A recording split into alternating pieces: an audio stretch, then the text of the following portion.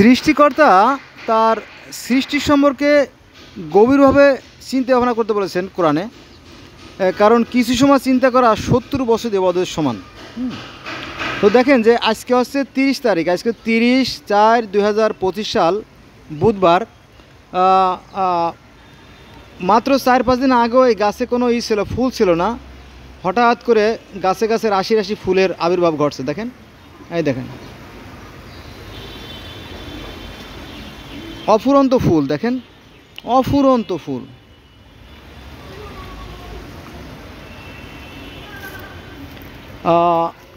এখানে আরও বেশি ঘনত্ব।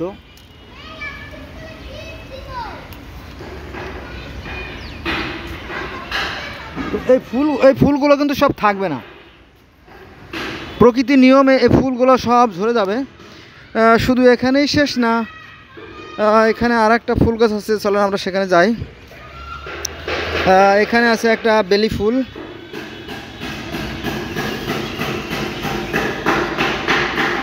এই যে একটা ফুল আমি নিলাম, এটা আমি আমার সংগ্রহে নিলাম, এটা আমি নিয়ে যাব। এইটা দেখেন অতি আশ্চর্য, দেখেন সাংঘাতিক রকমের ফুল। দেখেন একেবারে ইসের মতো, যে কি বলে এটা, চেরি ফলের মতো, চেরি ফলের মতো এখানে ফুলে ফুলে ভরে গেছে। কিন্তু একটা থুকায় এত ফুল থাকবে না। যেমন একটা মাছে লক্ষ লক্ষ কোটি কোটি ডিম দেয়, সবগুলো থাকে না। ঠিক গাছের বেলাও কোটি কোটি ফুল আসে, এগুলো থাকে না। মানুষের বেলাও ঠিক একটা কন্যা শিশুর ডিম্বাশয়ে 5 লক্ষ ডিম্ব থাকে, কিন্তু এত ডিম তো মানুষ দেয় না, তাই না? দেখেন সাংঘাতিক রকমের অবস্থা।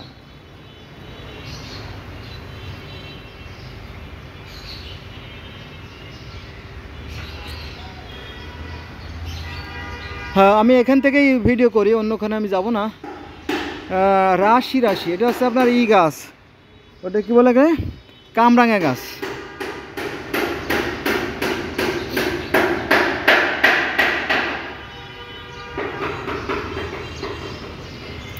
আরও নিচে আছে, চলো আমরা নিচেও যাই। নিচে সাংঘাতিক অবস্থা, এত বেশি ফুল, কোন পথেই বা যাব।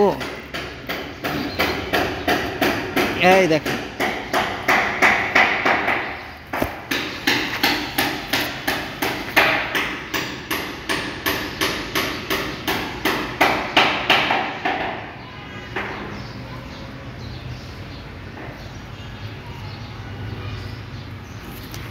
ইতিমধ্যে কিন্তু লক্ষ কোটি ফুল ধরে গেছে, আপনারা দেখতে পাচ্ছেন। দেখেন নিচে দেখেন,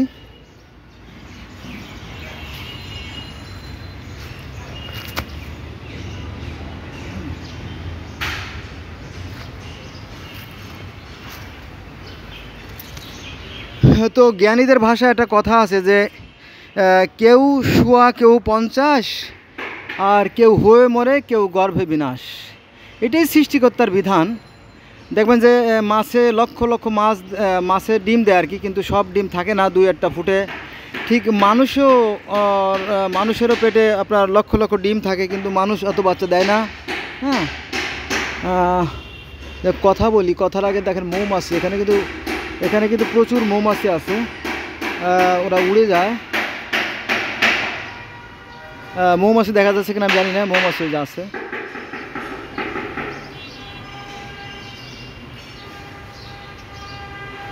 এই যে মৌমাছি,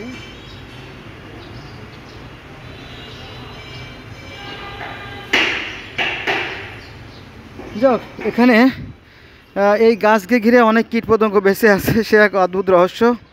আবার দেখেন এই যে গাছটা, এটার নাম আমি জানি না, এখানে কিন্তু ফুলে ফলে ভরা। দেখেন, অর্থাৎ এই মুহূর্তে যত গাছপালা আছে, যত রকমের গাছ আছে, সমস্ত গাছেও ডিম ফুল আছে। আবার প্রত্যেকটা মাছের শরীরেও ডিম ফুল আছে। আবার দেখেন এই গাছটার নাম আমি জানি না।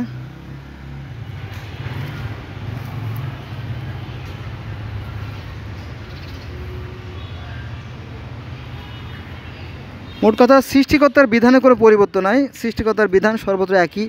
হ্যাঁ, আবার এদিকে আপনার এই যে তুলসী গাছের ফল ধরে গেছে। আমরা আপাতত দৃষ্টি মনে করতে পারি ফল বোধহয় ঝরে গেল, না, আসলে এটা থেকে আবার নতুন করে সৃষ্টি হবে। এইগুলো এই বিচিগুলো পড়বে এই 2 দিন পরে, বৃষ্টি নামলে। বৃষ্টি অলরেডি হয়ে গেছে দেখেন, এটা বীজ। কালো বীজগুলো এখানে আবার নতুন করে সৃষ্টি হবে। আমি কয়েকটা ফুল নিয়েই যাই, কি বলেন?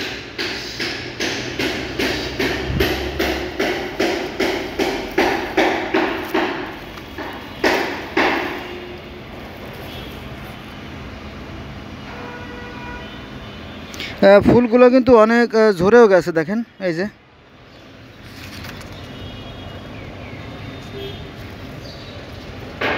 এগুলো আমার এই ভিডিও দেখে হয়তো অনেকে হাসবে যে বেটা কি পাগল হয়ে গেল, সত্যিকার অর্থে আসলে অতটা পাগল আমি হই নাই। কারণ কোরআনই আমাদেরকে বলছে, কোরআনই আমাদের নির্দেশ দিয়েছে যে সৃষ্টি সম্পর্কে চিন্তা করার কথা বলছে, তাও কি গভীরভাবে। হ্যাঁ, এটা আর কি।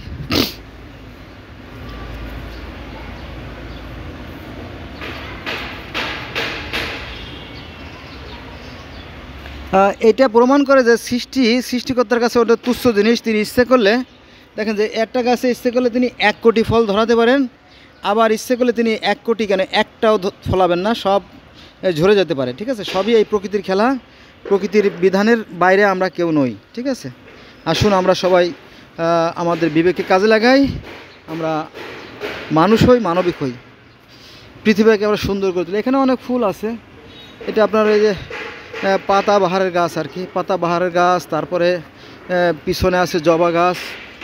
আমি যাব না ওখানে, কাটাকুটো এই আর কি। বন্ধুরা আজকে এই পর্যন্ত রইল, সবাই ভালো থাকবেন, আল্লাহ হাফেজ।